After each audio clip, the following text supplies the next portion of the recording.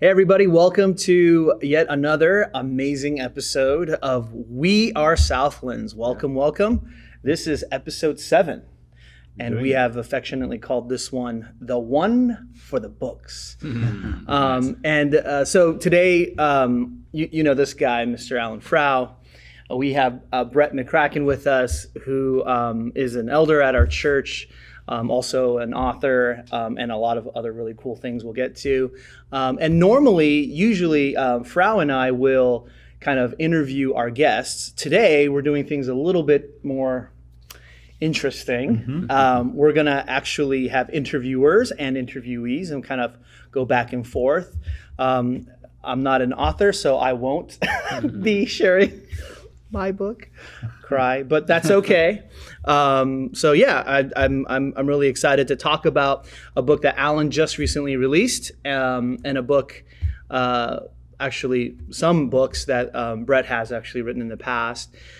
And the reason why I think this is a cool episode for us here at Southlands is that the two books that we're going to focus on primarily is kind of inspired and written about us.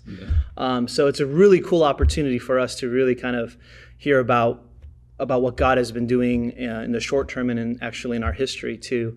I'm really excited about today's cast and what we're going to get into. We're going to do some local fare before we get going. Yes, we are. So always do local fare, right? And we, as a church, Alan's love favorite the part. city. My favorite part.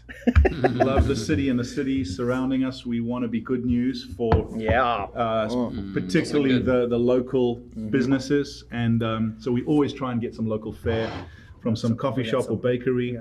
And we this time are doing a Yorba Linda business called Tokyo Central. We love it. We go there for lunch quite often. And so here's a bakery which we're going to enjoy, but we encourage you to go and support them. Quite a new business, fantastic, both sushi and all sorts of amazing stuff. Sushi and muffins. Yeah, that's right. Great bakery. They have a great sort of ramen buffet, place. ramen place. Yeah. Excellent. Tokyo Central, Market. Yorba Linda on Imperial. It's cool, yeah. So we got go chocolate cranberry, mixed berries, and that looks like an apple of some sort. Caramel apple. Yeah. Yeah. Cool. So while you guys get going, just I'm gonna take to track back. Probably, how long have you been married now? 7 years. 7 years. So it would have been Almost 8 7. years ago. I think that I first met Brett, and in my study just across the way. And he was single at that time, an author, writing his first proper published book, although he had written many articles, etc. And it wasn't first, it was the second one. Second one, yeah. It was called Grey Matters, and he asked to interview me because he heard about this pastor who didn't drink any alcohol for many years and then did. And he wanted to talk about kind of navigating the line between legalism and license. And I mean, it's an amazing thing to think what God has done in our friendship since that time. So grateful for that time. What can you remember about that time, particularly of the church, because you joined quite soon after? Soon after that, yeah. What can you remember of that time? Yeah, I mean, looking back on it, it is such a cool, like, God kind of weaving stories thing, because I think that was the moment that initiated my relationship with Southlands. I think it was Jason Newell at Biola who recommended I talk to you. So I was looking for, Grey Matters has a few chapters on alcohol, and it's all about how to think about alcohol in a healthy, balanced way as Christians. And alcohol, as we know, can be so culturally defined. Like, American Christians have one view of it, but non-Americans have different views. And so I was looking to interview a kind of outside of American Christianity perspective. And so I interviewed you, and it was great. And you ended up being in the book, I think.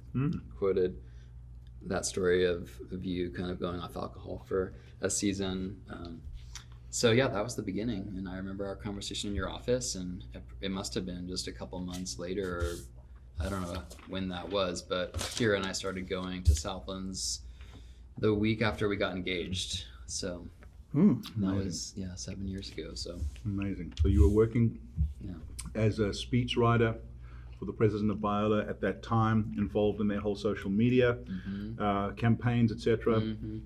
And you married Kira, who still works at Biola. Yep. You now work as senior editor at Gospel Coalition. Yep. You're on eldership, and you're busy now working on your fourth published book. Fourth, which is amazing.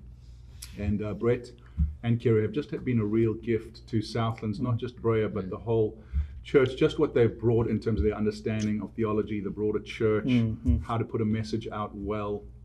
It's just been a real gift to work with them. But I know that you coming to Southlands was in some ways beautifully fulfilling, in other ways hugely uncomfortable. Right. And a book came out of that. Yeah. So talk to us about Uncomfortable. This is the book. He's not going to shout out about it, but it's recently won a Christian Book Award, and it really talks about his uncomfortable journey at Southlands. Talk to us a little bit about that. Yeah, I mean, I think the short story is I came from a background church-wise that was very word-focused, very Baptist kind of Presbyterian background, where the Holy Spirit just was, believed in the creedal sense, but not in any sort of experiential sense. So the kind of charismatic aspects of Southlands were a little weird, a little bit challenging, super uncomfortable at first, and still are in some ways, but not nearly as much as they were in the beginning 7 years ago. But yeah, I think that the idea for the book just came out of both Kira and I would say, in spite of the discomfort of being stretched in those ways, not in spite of it, because of the discomfort, we have grown so much in reliance on God. When you're uncomfortable, when you're a little bit out of your comfort zone, you have to, there's an intimacy that comes with that spiritually. You can't you can't rest on your laurels, so to speak. There's a vulnerability that sparks growth. So I felt like that idea, that kernel of an idea, applies to so much in our spiritual lives. The idea of good discomfort. And then I just pulling back, I kind of looked at the picture, the state of American Christianity, Western Christianity, where it's just culturally, easy to be a Christian, and you kind of have this comfortable suburban Christianity that can really be toxic, actually, when there's no cost to it. There's no sense of take up your cross, deny yourself, stretch yourself. It's just kind of like, fast food for the soul sort of thing, as long as it suits me, consumerism. So this book is really an attack on consumer Christianity and arguing for a better way, which is to embrace the cost of following Jesus and the uncomfortable nature, the inherently uncomfortable nature of Christian community, which is, I think, ideal, actually, to be in a church where you're like surrounded by people who are just like you, and it's just like this comfortable country club where you just go and shoot the breeze with people that look like you, talk like you, think like you. That's not what the church is meant to be. It's not where people grow. I actually think it's a beautiful thing when you walk into a church and you look around and it's like there's old and young and middle class and upper class and lower class and people from all races and backgrounds, and I think that's the vision of the New Testament. And of course Paul was always trying to hammer that home with the various churches in the early church who by nature we tend to flock to homogenous groups and we tend to divide over these things, but we just need to keep pursuing that uncomfortable mosaic of Christian community. So good. That's what the book is about. So good. I think it's, sorry, I was going to say, I love that after you spent your first few years here, you summed up that experience with the one word, uncomfortable. That's how we made you feel. I'm sorry. So please send visitors to us.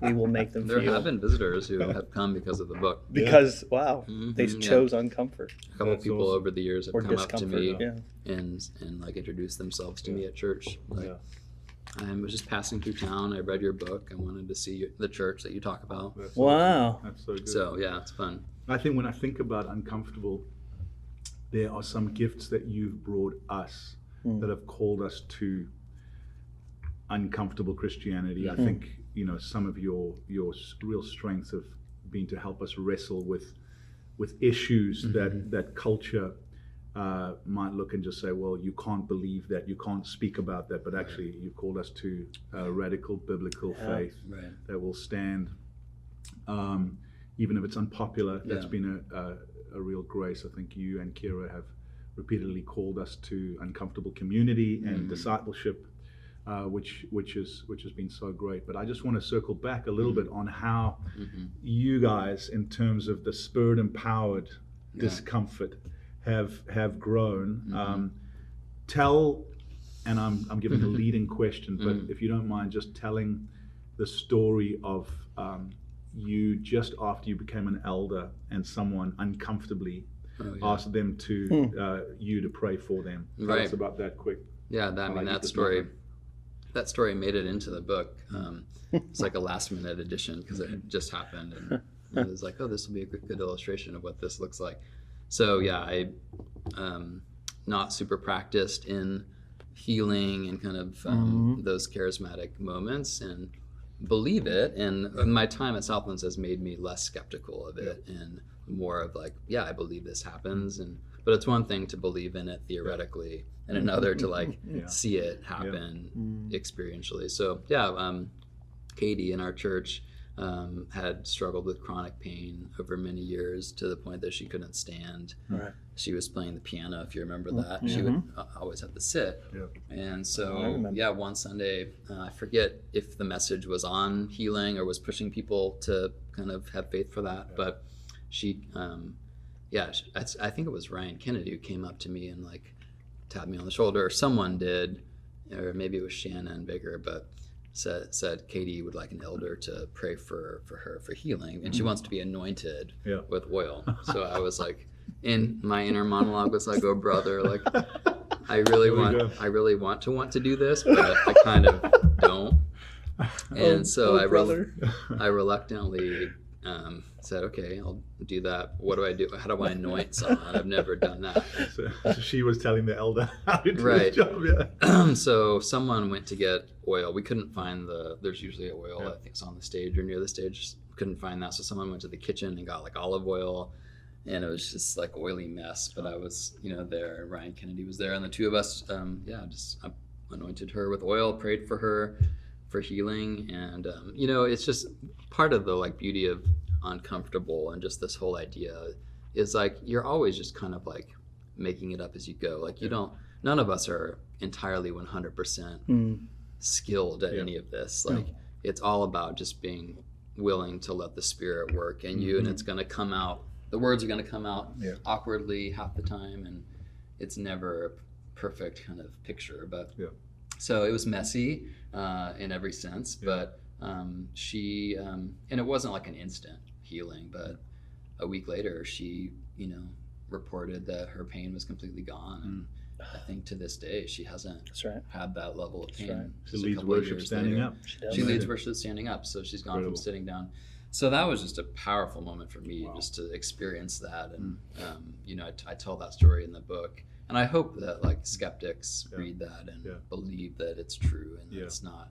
And I think coming from someone like me, who like I make it clear in the book like that I identify with the skeptics, and I come from that background, and I do think there's kind of crazy charismatic stuff that we need to be careful with. But I think people maybe need to hear it from people like me to maybe be less skeptical of it. So good. I love that story, man. It's so good. It's like so biblical too. Call the elders, grab the olive oil from the kitchen. Right. Or for the olive orchard if you're biblical times. That's right. It was a cool moment. So. Okay, so. I'm waiting for you to ask the question. Yeah, I have a question for you now, Mr. Frau. So I'm trying to take some credit here. You just released a book called Broken for Blessing, which I'm excited about and looking forward to finishing. You mind if I share a picture of it here? Bam, Here it is. Broken for Blessing. dark and stormy, Moody, broody. moody, broody, like our friend. I wonder what if you could share with us just kind of the main message of the book. I know that Southlands is a big part of this. Yeah, this really is the story of Southlands as what we call a medium-sized multiplying church. And I mean, Southlands, I guess, would just about qualify as large now. But actually, for the last 20 years, we've multiplied 16 times, mainly as a medium-sized church. And so really the heart behind the book is to catalyze and wake up the sleeping giant of medium-sized churches to multiply and not to wait until they're large. I think that the stats say that only 5% of churches in the West under 1,000 ever multiply. Why? Wow. Because they're waiting to grow big. Right. Oh, And interesting. so somehow the sort of tyranny of the mega church dream, which I'm not against, but it's just a very different dream to the multiplying dream, which is essentially just saying, we trust the God of Abraham, who said, I will bless you and multiply you. And we see that carried through to Jesus' Great Commission. There was always this call to reproduction, mostly of disciples, but planting churches, we believe, is the best way of multiplying disciples. And so that's our story. And I think, Dan, we often read books where it's like, this is a great book. Is there any story behind this book? And then you read other books where there is a great story behind it, but it's such an unbelievable story that you just go, I can't copy that. It's unattainable. I think the beauty of this book is it's a story. It's a believable story. And so it's really the story of what we've stumbled over in terms of being a multiplying church. We're still learning very much, but God's helped us over the years, and we continue to multiply and try and strengthen what God has multiplied. And so it's telling our story, hopefully giving some biblical and practical advice. I really was helped by Brett just as a content editor. Actually, a number of people helped work on this. So it just released a week ago. It's been great to see the response to it. It's been quite pleasantly surprising. Yeah. I thought it might be kind of a tree falling in a forest, and so that's something about it. Yeah. Yeah, I noticed there's, if you look through the credits part of the book, there's a bunch of our family members' names all over it, and so Brett, you worked with Alan as an editor. And you encouraged him, I think, through just finding what his voice and his message is. What would you say to the people listening in terms of, what's the compelling message, and why especially should church leaders read this book? Yeah, I think it's especially helpful for church leaders. Like Al said, it's kind of an attainable vision. Like so many church books written by famous church leaders just feel like, how could I ever do what they've done with their mega church or whatever, and I think that you kind of paint a picture, just a very practical picture. Each chapter is like a different angle about what you found in ministry at Southlands and in other places that has been conducive to a healthy medium-sized multiplying church. And I just love that idea of the medium-sized multiplying church. Like you said, you don't have to get to this super big size in order to actually be biblical and multiply. And I think that it kind of ties in with some of what I write about in Uncomfortable, which is it is painful to say goodbye to people when you're a medium-sized church. You feel it more when you send out people, and we've felt it in recent years at Southlands, sending out 60 people here and 40 people there for different church plants, and yet it's a good thing. It's that gospel goodbyes idea, and again, it's this kind of healthy discomfort. Like when you're a mega church, no one feels it when you send out 50 people to plant a church, and it's not good to not feel it. It's like you read Ephesians and kind of the when Paul says goodbye to the Ephesian elders. There's this sense of lament, and that's a biblical idea, I think, in this mission that we're a part of advancing the gospel. Man, it better hurt. because if it doesn't hurt, it means we're not giving ourselves to relationship to the depths that we should, and we're not feeling that beautiful kind of gospel sacrifice. And I think, we hope that this book encourages small churches to multiply and large churches to multiply. But there is something unique about the dynamics of a medium size, and when I say medium size, probably between 120 and 700 people, that sort of broad swathe.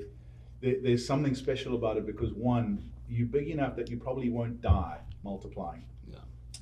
But you're small enough that you still remember small church dynamics. And I think that's one of the problems of large churches multiplying. They can't remember what it is to set up and tear down in the school hall and have your kids outside in the yard, and they've forgotten those dynamics. And I think that's what's happened with us, is that we've just kept in a size that we can still remember those dynamics. So when we send 40 or 50 or 90, whatever people out, there's a sense of them saying, this is new, but it's not brand new. I was just on a call with Daniel Yu, who we sent about 18 people out to Chiang Rai, Thailand 3 years ago, and they're up in a remote village right now, preaching the gospel to people who have never heard the gospel. And he got hold of me just saying, 12 people responded to the gospel yesterday, and you just go like, It's amazing. Lord, it's been painful to send some of our dearest friends, but I wouldn't change this for the world. Like, this is the gospel touching nations.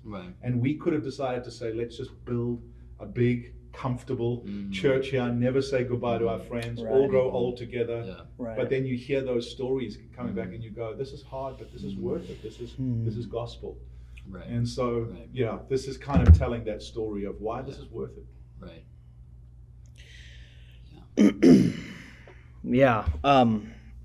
Brett Allen writes about this idea of lamb and flame, which is a theme that kind of continues on from Uncomfortable, which is the idea that we want to hold in, both in balance, the idea of reformation and revival. Can you maybe share a little bit more about what that's talking about? Yeah, I mean, that's an idea that I write about in Uncomfortable as well, the kind of word and spirit, the beautiful interplay of it when you emphasize both. And Francis Schaeffer wrote in a book called, I think, The Lord's Work and the Lord's Way, about this idea of reformation and revival. And he talks about how, like, if we're going to see like a new movement of God in our generation, it's going to be through this kind of both and of reformation and revival, a recovery of the word, a kind of just passionate fidelity to Scripture as the above all authority, but also a sense of spirit-led kind of spiritual revival and like the kind of heart aspect to faith, like because you can have that head level. Some of the best biblical scholars in the world, don't really have a vibrant spirit life, and that's sad. You can know everything about the Bible but not be a Christian, and that's actually a common story in the theology world. And you can have people who are like on fire, right, who are like go to like worship concerts and just love kind of that emotional experience and have that level, but have no grounding in the word, and it makes them very susceptible to all sorts of things. So that's what he's talking about in terms of reformation and revival together. That's a potent mixture, and you talk about it in your book with the lamb and the flame. And I think that's what we try to do at Southlands, right? We're a hybrid, you call it a junkyard dog type of church, this very uncommon Baptist-costal. Yeah, that's right. And it's sad that it's so uncommon, but it's becoming more common. And I think that's the thing that excites me about planting churches that are neither very small or very big. Because very often those small and big churches love them, but people join them because of their size. They either join a small church because it's intimate and communal, or a big church because it's got great programs, anointed ministers, and great facilities. When you plant a medium-sized church, no one says, I just joined this because it was so medium sized. Yeah. Like no one Right. cares. Right. I think they're joining it more for enduring qualities. Mhm. Hopefully, like they really preach the gospel, Yeah. but they're this spirit-led community, Mhm. but they're on mission. Mm. And our hope is that as we plant what we call gospel-centered, spirit-empowered communities on mission, Mhm. is that those things endure beyond size. Like we want some of the medium-sized churches that we planted to grow very big, Sure. but hopefully people won't just join them because they're big. Right. Some of them might be small, but hopefully there will be more enduring qualities that last beyond the size Mhm. dynamics, and that's certainly what we are passionate about, not just multiplying, but the kind of churches that we Mm. multiply. Mm. Yeah, such a clear marker of our DNA is this word and spirit thing, and it's cool to see it in both books because it's so obvious as being a member here. Alan, can you talk about the idea of California transients? We're both sociologists, turns out, huh? And we can you kind of talk a little bit more about that cultural phenomenon? What is that? I'm not talking about the homeless population in Right. particular. I'm talking about a kind of dynamic. One of my favorite authors who wrote Travels with Charlie across Steinbeck. America, John Steinbeck, who was a Californian native, talked about what he called California restlessness, saying that we have this virus of restlessness. It's the urge to be someplace else. Yeah. And I talk about in my book, in this chapter, about kind of a tumbleweed Christianity that comes from our culture. We just have an urge to be someplace else. I'm just saying, man, it's really hard to plant in such a transient tumbleweed culture because planting needs people to be here now. Yeah.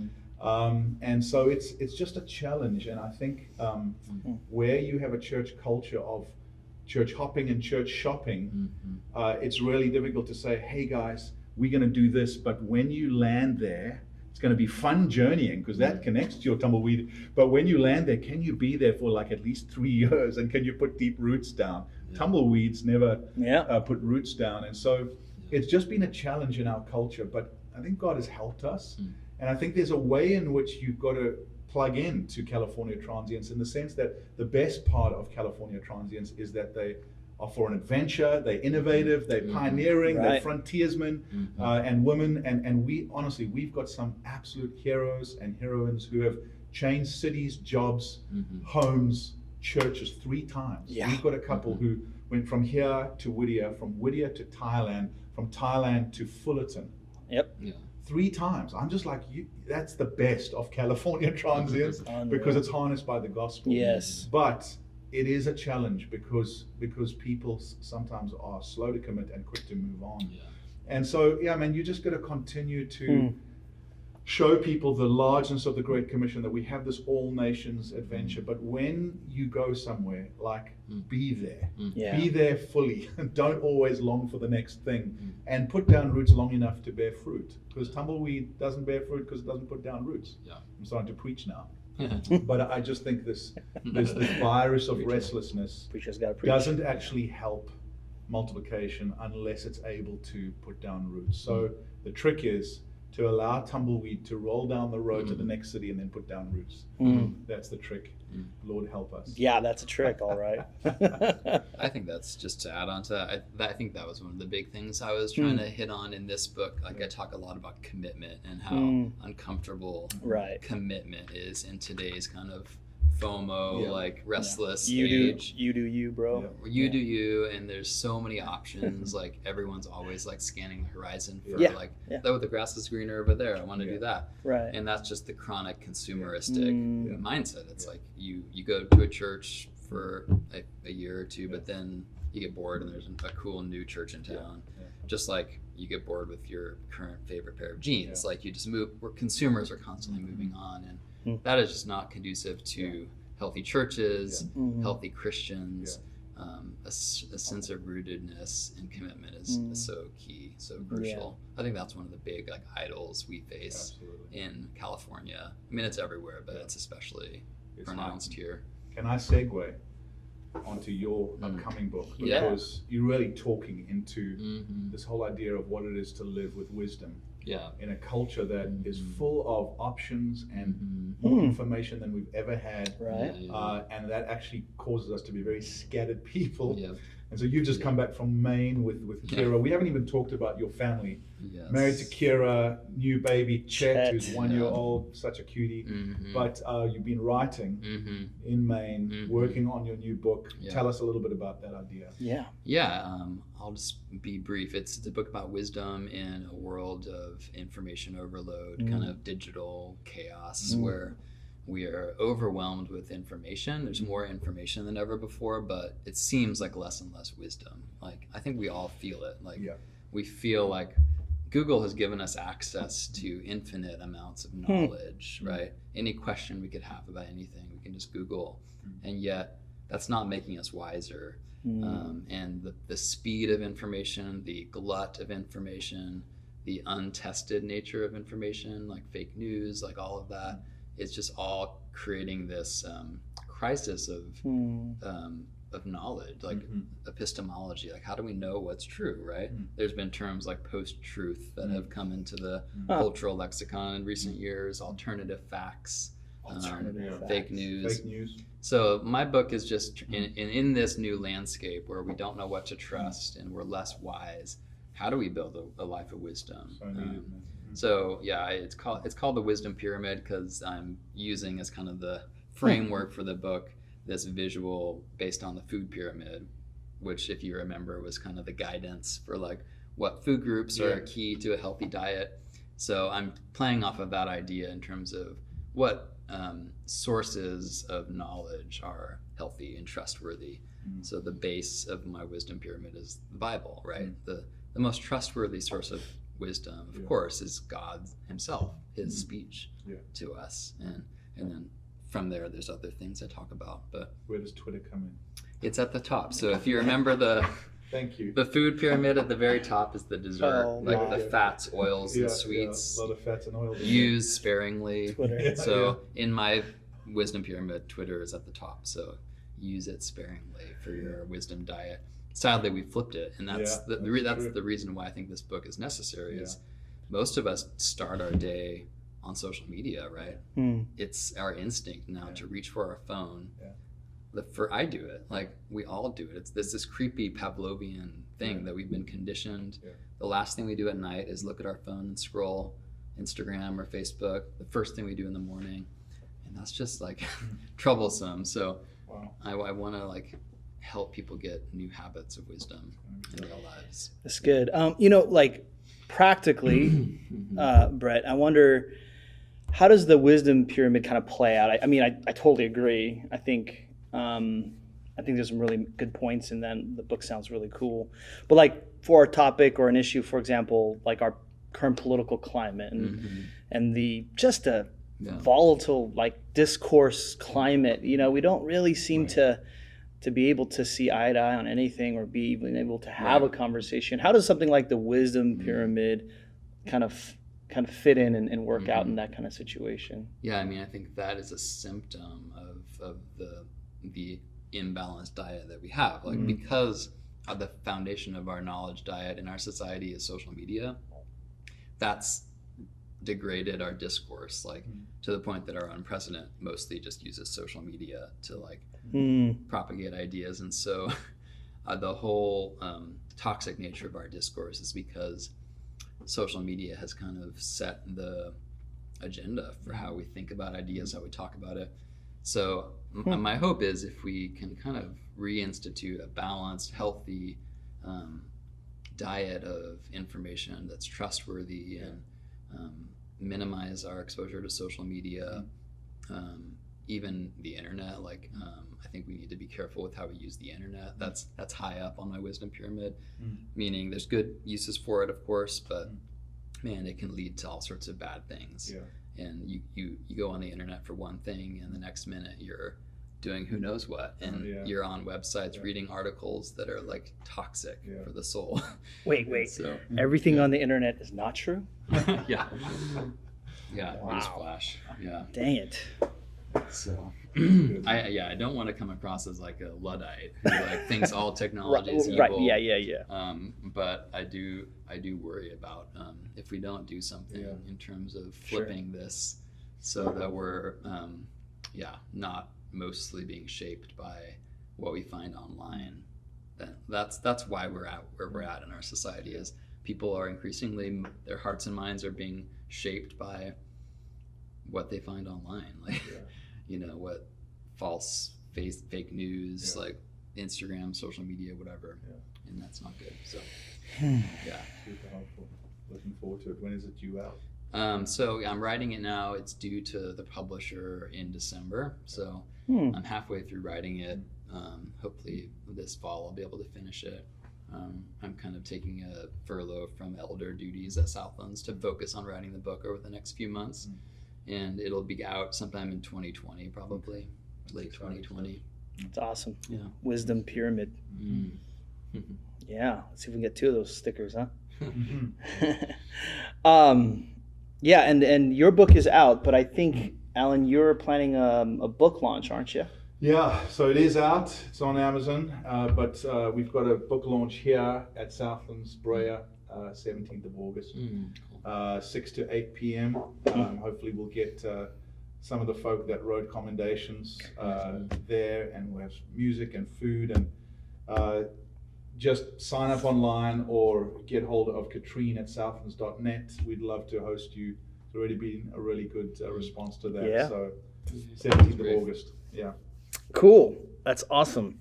Well, thank you guys so much for sharing your story, which is, I'm just going to send it right back to us because it's kind of our story and what God has done in us, and so exciting.